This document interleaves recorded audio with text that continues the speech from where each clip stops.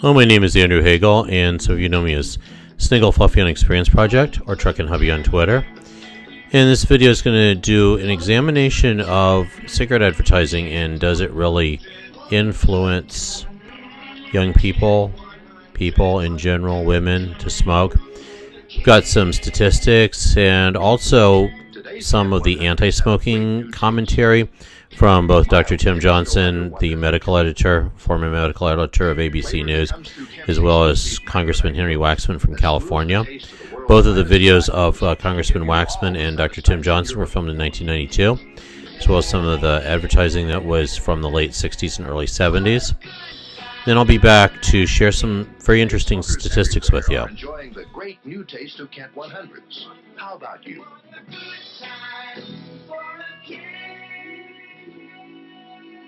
To young people with all of the seductive advertising. I guess I would be really impressed with the commitment of the tobacco industry if they eliminated all of the seductive advertising showing young, healthy people having a wonderful time while smoking and just stuck to informational advertising for adults. Well, I was going to ask you what they would have to do to convince you that they were sincere, and I gather that's what you'd say, get rid of the advertising. Absolutely. They will always say, of course, that they're not appealing to kids with their advertising. But they clearly show very young people, whatever the age is, in their 20s, looking very appealing, athletic, healthy, and that's what builds the peer pressure. You know, young people, adolescents, are always looking to model what their slightly older kids are doing or what young people are doing. So what would really impress me is to eliminate all of the seductive advertising, use just hard informational advertising, print advertising for the adults they are allegedly trying to reach. It's a toxic substance. It would be banned. But the reality is that we have millions of people who smoke. So it's not going to work to prohibit the sale and use of cigarettes. But what we can do as a society is try to discourage people from smoking.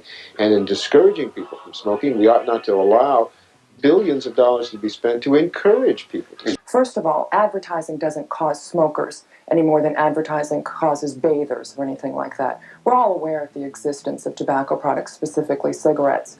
And advertising in that mature market doesn't create the urge to run out and buy a pack of cigarettes. In fact, in countries where there isn't tobacco advertising, like Norway, where it was banned by political means in 1976, their rate of smoking continues to increase, and the rate of their 15-year-old smoking is double what it is in the United States.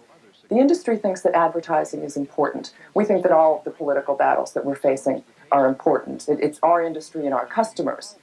But the reason the industry believes advertising is important is it's our means of speaking to our customers. Stay with us. Hundreds to start to measure it with the counterblast from King James, which very frankly makes a lot of the reports that come out now look like puff pieces. And that's how long this has been going on. Right now, What they fear the most is the prohibition on their spending $3 billion a year to try to get young people and women to take up the habit and to keep people who are smoking to stay with it. That's $3 billion a year versus a one-time shot. This Virginia Slims advertising campaign was started around 1967.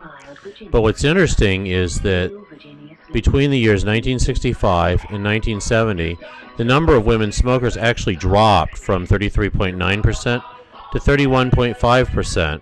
And the number of total overall smokers as compared to the population dropped from 42.4% to 37.4%.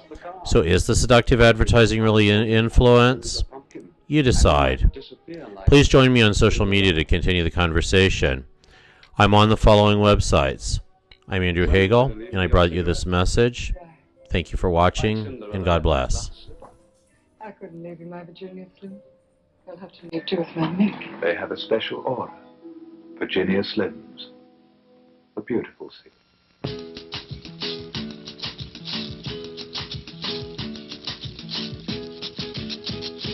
What a good time. What a good time. A good time. A good time. For a kid. For a kid. Today's Kent has a great new taste. A mild taste no other cigarette can equal. Flavor that comes through Kent's exclusive micronite filter that smooths the taste of the world's finest tobaccos to give you all the satisfaction you're looking for.